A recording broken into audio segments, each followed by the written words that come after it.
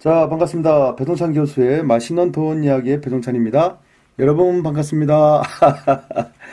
네, GTX-C 노선이 확정이 됐습니다. 그러면 우리 애청자 여러분, 또 시청하시는 우리 모든 우리 회원 여러분, 이 GTX-C 노선이 확정이 되면 앞으로 부동산 가격이 어떻게 움직일 것인가 좀 궁금하게 생각하시겠죠? 네, 맞습니다. 그래서 오늘은 GTX-C 노선이 확정됨으로써 어디 지역에 좀 관심을 가져야 되나 이런 부분까지 한번 자세하게 설명을 한번 해드리도록 하겠습니다. 먼저 GTX-C 노선에 대한 핵심적인 정리부터 간단하게 해드리죠. GTX-C 노선은 양주 덕정에서 수원까지 해서 예비 타당성 조사가 통과됐답니다.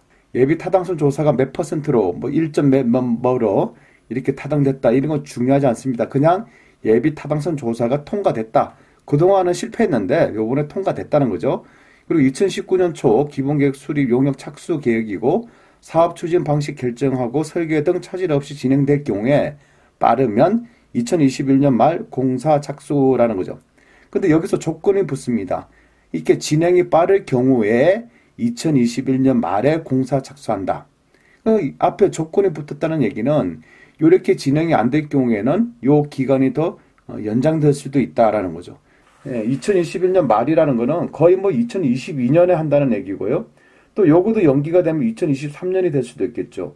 거의 뭐 앞으로 8년 내지 10년 뒤 완공될 가능성이 있다라고 보실 수가 있겠습니다. 그 뭐 지금 당장은 아니다는 얘기죠. 뭐 쉽게 표현을 한다면 지금 당장은 아니다는 얘기죠. 그 양주, 청량리, 삼성, 수원 그래서 74.2km죠. 그래서 정거장을 10개소를 둔다 하고 이렇게 완공이 되면 이제 수도권 동북부 및 수도권 남부 지역의 광역교통 여건이 획기적으로 개선이 한다는 거죠. 그 실제적으로 우리가 통계청 자료에 의한다면 이 수도권에서 이 통학, 학교를 가고 또 통근, 또 이제 직장에 가는 사람들이 그 인구가 1,442만 명이나 된다는 겁니다. 시도를 통근과 통학으로 왔다 갔다 하는 사람이 무려 인구가 253만 명이 된다는 얘기입니다. 그럼 통근 시간이 어떻게 되냐라고 하니까 이 출근을 하기 위해 1시간 이상 시간이 소요되는 이 근로자의 비율이 무려 27%나 된다는 얘기야. 그 엄청나게 시간이 많이 걸리는 거죠. 뭐 심지어는 어떤 경우는 2시간이 걸리는 경우 있고 2시간 반이 걸리는 경우도 있다는 얘기입니다. 그럼 말이 뭐 출근 시간이 2시간이지 왕복하게 되면 하루 4시간이 깨진다는 얘기지 않나요? 하루 4시간이면 24시간 중에 무려 6분의 1에 해당하는 시간이 그냥 전철이나 버스나 이런 데서 시간을 허비한다는 얘기입니다. 그러면 이렇게 근로자 입장에서는 이런 시간에 대해서 또 육체적 힘듦에 대해서 또 어떻게 보면 정신적 고통이 이제 생기는 거겠죠. 또 사회적으로 본다면 시간적 경제적 손실이 크다라고 볼 수가 있겠어요. 그래서 이제 정부 입장에서는 이런 거를 좀 해결하는 차원에서 GTX A, B, C 노선을 이제 통해서 교통 여건을 이제 획기적으로 개선하겠다라는 거죠. 그래서 A 노선도 확정됐고 또 일정 그 일부 구간에 대해서는 시공까지 하고 있고요. GTX C 노선도 이제 확정이 돼가지고 요 지역에 대해서 이제 관심들을 가질 수 있다는 겁니다. 아무튼 뭐 수도권 동북부 및 남부 지역의 광역교통 연결이 좋아지는데 수원에서 삼성역까지가 78분 걸리는 게 22분 걸리고요. 의정부에서 삼성역까지가 74분 걸리니까 16분 걸리고 덕정에서 삼성역까지가 80분 걸리니까 23분 걸린답니다. 말 그대로 뭐 정말 획기적이지 않습니까? 이렇게 시간이 절약된다는 거죠. 엄청난 변화가 일어날 것이다 라고 볼 수가 있겠고요. 도교통부에 이제 노선을 보죠. 덕정, 의정부, 창동, 광운대, 청량리, 삼성, 양재, 과천, 금정, 수원이죠. 이 중에서 돈이 되는 지역이 어디냐는 뭐 이렇게 뭐 장황하게 설명할 필요가 없죠. 여러분이 궁금한 거는 이 돈이 되는 지역이 어디냐가 궁금하겠죠. 아닌가요? 저만 궁금한가요? 그래서 어떻게 보면 이것도 두 가지로 나눠 봐야 되겠죠. 왜냐하면 우리가 뭐 삼성역이 됐든 청량리역이 됐든 뭐 과천이 됐든 요런 지역은 뭐 척 봐도 뭐 돈이 된다는 건 알고 있지 않습니까? 근데 요런 지역에 가가지고 우리가 땅을 사고 건물을 지으려면 돈이 많이 들어가지 않습니까?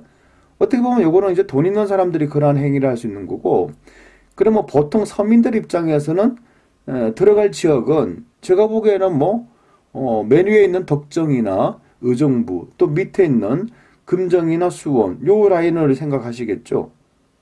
그럼 요 라인에 있는 주로 아파트 쪽으로 이제 생각하시는 거고, 그래서 이제 소액 투자가 가능한 지역은 앞서 말씀드린 것처럼 덕정이나 의정부, 금정, 수원 쪽에 있는 그런 아파트에 대해서 우리가 소액 투자가 가능하고, 이제 고액 투자로 본다면 이제 광운대나 청량리나 삼성, 과천 쪽에 들어가면 요 라인에 있는 아파트가 됐든 토지가 됐든 상가가 됐든 이런 데 투자를 하시면 많은 이득을 볼 수가 있겠죠.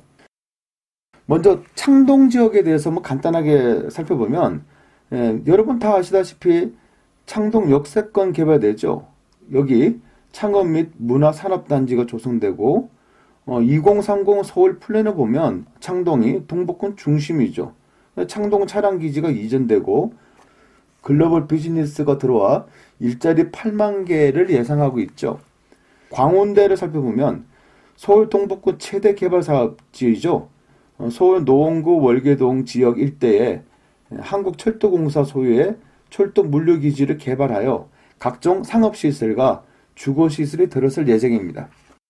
그리고 청량리를 살펴보면 지금도 서울 동북부 지역의 교통중심지 역할을 하고 있죠. 청량리가 지하철 1호선, 경의중앙선, 경원선, 경춘선, 버스 환승센터 등등등, 그 서울 강릉 노선의 경강선, GTX P 노선, GTX C 노선, 여기에다가 이제 SRT 연결까지 된다면 교통 환경으로 본다면 청량리만한 개발 호재가 있는 지역도 드물지 않나라고 생각합니다.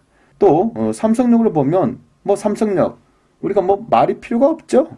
삼성역을 중심으로 한 영동대로 광역복합환승센터와 현대차 글로벌 비즈니스 센터, 한마디로 말해서 서울의 미래가 삼성역에 있다라고도 볼 수가 있겠습니다. 그 다음에 아시다시피 양재, 가천도 그렇고요. 그래서 요런 지역에 대해서는 투자처가 되는 거죠. GTX 신호선이 뚫리면 외곽지 위주로 해서 상승할 수도 있지만은 이 도심 회귀 본능이 있지 않습니까? 이렇게 뚫리면 뚫릴수록 이제 도심으로 밀집하는 그 본능적인 뭔가가 있다. 물론 GTX 신호선이 뚫리게 되면 전 지역에 걸쳐서 부동산 가격에 영향을 끼칠 겁니다. 다만 서울의 핵심 지역에 있는 또 개발 이슈가 있는 지역, 이런 지역의 부동산 가격이 더 상승할 가능성이 더 많다는 거겠죠. GTX 생기는 목적이 뭡니까? 이 먼 거리에 있는 사람을 서울 강남으로 접근성을 좀 높이기 위해서 GTX가 이렇게 만들어지는 거지 않습니까? 그러다 보니까 또 거리가 먼 지역, 즉 수원이 됐든 금정이 됐든 덕정이 됐든 의정부가 됐든 이런 지역도 이제 출퇴근 거리가 그만큼 우리가 굳이 비싼 서울이나 서울 핵심 지역에 있을 필요가 없다는 거죠. 이왕이면 자연과 보탈 수 있고 또 그 금액에 서울 핵심 지역에 들어갈 경우에는 작은 평수가 되는데 외곽으로 빠지면 그 금액의 외곽으로 빠지면 좀 중형 평수나 대형 평수로도 갈 수가 있겠죠. 그러다 보니까 외곽 지역들 또한 부동산 가격에 대해서 혜택을 볼 수가 있다라고 볼 수가 있겠어요. 그래서 소액 투자로 괜찮은 지역은 덕정, 의정부, 금정, 수원이라 볼 수 있고, 좀 돈이 많다라고 하면 광운대, 청량리, 삼성, 과천 쪽에 관심을 가지는 거죠. 그리고 이렇게 개발이 되면 흔히 역세권 개발이지 않습니까? 그 인근의 상권이 더 좋아지겠죠. 그러면 부동산 투자할 때 3대 위험 부담이 있거든요. 여기서 말하는 3대 위험 부담이라는 것은 원금 위험에 대한 부담, 경제가치 위험에 대한 부담, 황금 위험에 대한 부담, 이렇게 세 가지로 나누는데요. 이 원금 위험에 대한 부담은 혹시 내가 투자를 했는데 이 투자 자금을 회수하지 못할 수도 있지 않을까라는 그런 이제 걱정이 되겠죠. 이런 경우를 원금 위험 부담이라고 볼 수가 있겠는데요. 제가 보는 점에서는 특별한 사정이 없는 이상 시세보다 좀 너무 가하게 비싸게 바가지를 당하지 않는 이상 이 원금에 대한 부담은 좀 덜하지 않을까라고 개인적으로 생각하고 있고요. 이 경제 가치 위험에 대한 부담입니다. 그 해당되는 부동산의 경제 가치가 이게 뭐 사회가 바뀌고 변화됨으로써 오히려 부동산의 가치가 경제적 가치가 하락하지 않냐라는 위험이 부담이 있겠죠. 근데 제가 보기에는 경제 가치는 GTX C 노선이 완공이 되면 경제 가치는 더 증가되면 됐지. 요 GTX C 노선으로 인해서 경제 가치가 떨어질 것으로는 볼 수가 없을 것 같습니다. 그리고 황금이죠.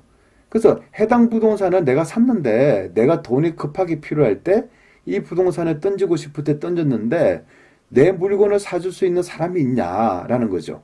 지금처럼 약간 좀 부동산 경기가 안 좋을 때는 뭐 이렇게 순도 매수자가 안 나타나지 않습니까? 그럴 경우에는 좀 황금성이 좀 떨어질 가능성이 있겠죠. 그런데 이 경기가 부동산 경기가 좋아질 경우 그럴 경우에는 이제 황금성에 대한 위험이 축소가 되겠죠. 그래서 부동산 투자의 3대 위험 부담 요거를 다 총괄적으로 해봐도 요 지역은 GTX C 노선에 대해서는 위험을 감내하고 투자를 할 개발 이슈는 충분하다라고 볼 수가 있겠습니다. 그러면 여러분이 진짜로 궁금하신 거 언제 매수를 해야 되냐? 그 매수 타이밍이죠. 이 부동산 이론으로 분석하는 이 투자 타이밍, 즉 매수 타이밍을 한번 살펴보도록 할게요. 먼저 여기 보시면 우리가 선이 보이죠. 저점이 보이고 노란색으로 고점이 보이고 또 내려가서 저점이 보이고 또 올라가서 고점이 보이고 저점이 보이고 고점이 보입니다. 이것을 우리는 부동산 경기 순환이라고 하죠. 그래서 부동산 경기라는 것은 저점에서 회복이 되고 성장하고 이 성장한다는 건 가격이 상승하는 거죠. 그러다 보면 또 일정 기간 상승하다 보면 그게 고점이 되겠죠. 너무 많이 올랐어 부동산 가격이. 그리고 또 너무 강하게 너무 또 급등을 하네. 그럼 정부는 가만히 있지 않겠죠. 부동산 가격 안정화를 위해서 부동산 규제 정책을 펼 수밖에 없겠죠. 그러다 보면 부동산 가격이 뒤로 후퇴하겠죠. 그 다음에 투자 심리가 뭐 한다? 이제 수축이 되겠죠. 웅크려지는 거니까 투자 심리가 수축이 되고 계속 또 투자 심리가 또 수축이 되다 보면 이제 부동산 경기에서 저점이 될 수가 있죠. 또 부동산 경기가 너무 저점이다 싶으면 정부는 또 가만히 안 있겠죠. 부동산 경기 활성화를 위해서 또 부동산 규제 완화 정책을 피겠죠. 그러면 규제 완화 정책을 피면 부동산 경기는 다시 회복을 하고 또 성장을 하고 또 그게 고점이 되고 또 후퇴가 되고 수축이 되고 저점이 되고 이런 식으로 해서 부동산 가격이 뭐 우상향 직성으로 무조건 올라간다는 얘기는 아니에요. 그래서 부동산 가격에는 올라갈 때도 있고 떨어질 때도 있고 올라갈 때도 있고 떨어질 때도 있고 이런 행위가 뭐한다? 반복적으로 이루어진다라고 볼 수가 있겠죠. 대치동에 있는 음마 아파트도 마찬가지지 않습니까? 1989년도 뭐 가격이 뭐 1억 내지 2억 하던 게 또 이렇게 시간이 지나서 뭐 7억 8억 했다가 또 부동산 가격이 급등하는 바람에 뭐 12억 이렇게 올라갔다가 부동산 가격의 그 후퇴하고 수축기에는 뭐 8억대까지 또 떨어졌다가 그 다음에 현재는 또 뭐 한 16억, 17억, 18억까지 올라가는. 그러니까 항상 이렇게 부동산 가격은 하염없이 떨어지는 것도 아니고 하염없이 상승하는 것도 아니고 이렇게 곡선을 타고 올라갔다가 떨어지고 올라갔다가 떨어지는 행위를 반복한다. 그래서 이런 걸 우리는 이제 부동산 경기 순환 주기라는 거죠.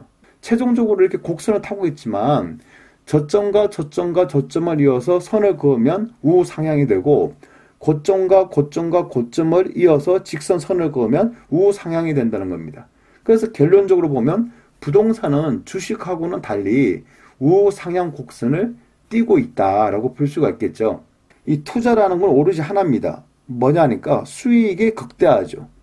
그러면 수익이 극대화를 하기 위해서는 어느 시점에 투자하는 게 가장 좋냐라는 또 그런 이론적 질문을 던질 수가 있겠죠. 수익 극대화를 위한 어느 시점이 가장 좋냐라면 기대 수익률이 가장 높은 시점입니다. 즉 내가 이거 투자를 했을 때 수익률, 즉 내가 기대할 수 있는 수익률이 가장 높은 시점은 언제냐면 바로 저점에서 부동산 경기가 회복할 때, 그때 바닥을 다지고 착 올라올 때 그때 매수를 한다면 기대 수익률이 가장 높은 시점이 되겠죠. 그러면 현재 시점은 어떤 시점일까요? 현재 시점은 여러분이 보시기에 이 저점에서 회복하는 단계, 아니면 저점에서 성장하는 단계인지, 아니면 가격이 높은 시점, 즉 고점에서 후퇴하는 단계인지, 지금은 수축하고 바닥을 향하는 단계인지, 여러분은 지금 현재 어떤 시점이라고 생각하나요? 여러분도 한번 생각 한번 해보세요. 제가 보는 점은 이제 고점에서 약간 후퇴하는 단계라고 봅니다. 그러면 현재 상황이 고점에서 약간 후퇴하는 단계라면 지금의 시점으로 본다면 앞으로 부동산 가격이 더 하락한다면, 즉 부동산 경기 순환 주기로 본다면 수축기에 도래가 된다면 현재 부동산을 매수하는 것은 오히려 꼭지 바로 밑에 있는 단계일 수도 있다는 거죠. 위험성이 굉장히 높은 시점일 수도 있다는 겁니다. 물론 이건 저의 예상이고요. 또 보니까 고점 대비 약간 떨어졌는데 이 상태에서 다시 상승할 수도 있는 거죠. 제가 보는 현재 부동산의 시각은 지금은 고점에서 약간 후퇴하고 있는 단계, 이 단계로 저는 느껴집니다.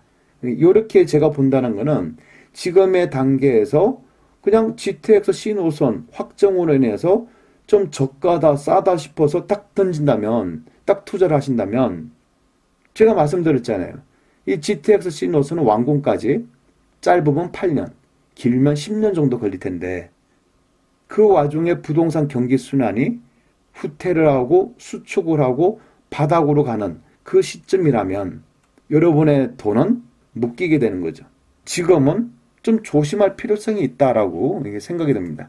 그래서 오늘 강의 주제의 핵심을 제가 압축을 한번 해드리면, 개발 이슈에 의한 부동산 가격 상승은 3단계로 나눠지는데요. 뉴스에 의해서 올라가고, 착공에 의해서 올라가고, 완공에 의해서 올라갑니다. 그럼 요 GTX C노선은 이제 뉴스가 확정이 됐죠. 그럼 뉴스에서 올라가고, 다음에 2021년 착공을 하게 되면 올라가고, 완공이 되면 올라간다는 얘기죠. 중요한 거는 요 GTX C노선이 12월 달에 확정될 것이다 라는 언론 뉴스 신문을 보더라도 미리 예측들을 많이 했잖아요. 그래서 요 뉴스에 의해서 사야 되는데 요 뉴스가 나올 거라고 미리 예상을 하고 미리 매수들을 한 거죠. 즉 선반영됐다. 몇 달 전부터 이 투자자들이 다 건드려 놨지 않습니까? 뭐 소액으로 할 수 있는 거는. 그러면 이제 먼저 앞서 투자를 한 세력들이 있다면 지금 부동산 경기 후퇴기로 접어들었지 않습니까? 지금 선투자 세력들이 오히려 어떻게 보면 올라가겠지라고 잡았는데 후퇴기에 접어들었다라고 볼 수가 있겠죠. 오히려 요번에 GTX C노선이 확정 발표됨으로써 먼저 선투자한 세력들은 요걸 팔고자 하는, 즉 매도 타이밍을 언제 잡을까라고 이렇게 생각하고 있지 않을까라는 생각이 됩니다. 다시 한번 말씀드립니다. 요 GTX C노선이 지금 당장 공사를 시작하는 거 아닙니다. 2021년 하반기 착공 예정입니다. 길게 잡으면 10년 정도 걸릴 겁니다.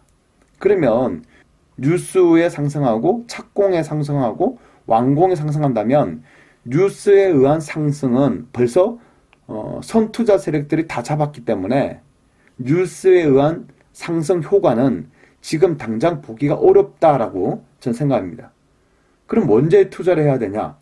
2021년 하반기 이제 투자를 이제 착공을 한다라고 하면 그 착공하기 전쯤 돼서 한번 생각해 봐야죠. 그리고 또 긴 시간이 필요합니다. 완공되는 시간까지. 그래서 이 GTX 노선은 무조건 사면 올라간다라고 생각하는 것보다는 요거는 시간과의 싸움입니다. 또 기다림과의 싸움이고 여유 자금을 가지고 마음 편하게 장기로 투자를 해야겠다는 그런 마음가짐으로 GTX 노선은 투자를 임하셔야 될 것 같습니다. 이상까지 GTX C 노선하고 앞으로 부동산 가격은 어떻게 될 것인가 라는 부분에 대해서 저 나름대로 개인적인 생각을 정리를 해서 여러분에게 강의를 한번 해드렸습니다. 앞으로도 차원이 다른 부동산 방송이 되도록 더 노력하겠습니다. 이상까지 배종찬 교수의 맛있는 도움 이야기였습니다. 감사합니다.